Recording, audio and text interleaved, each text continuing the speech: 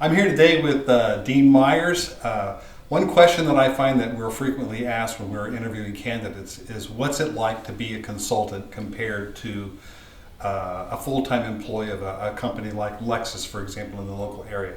So Dean, what is it like as far as what's been your experience? You've worked for both, and can you say a little bit about that?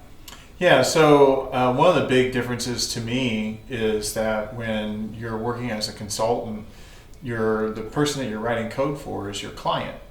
And so every client has a variety of different processes that they use, and they have a variety of different standards that they use.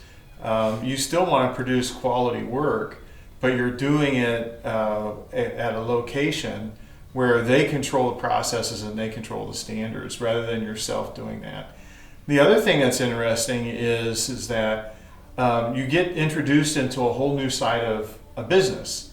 So, well, at a full-time company, especially a large company, typically the developers have no input into how the organization is run, how the business runs, any type of business decisions that get made, any type of sales, any type of marketing, none of that.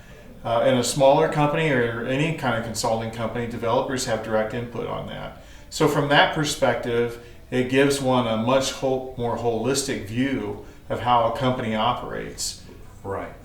Do you find that working at different companies, different clients, is in any way different than working for the one big company, just different projects? Yeah, I think working at a variety of different companies allows you to maintain a sharper edge on your technologies because your toolbox is always getting introduced with new things.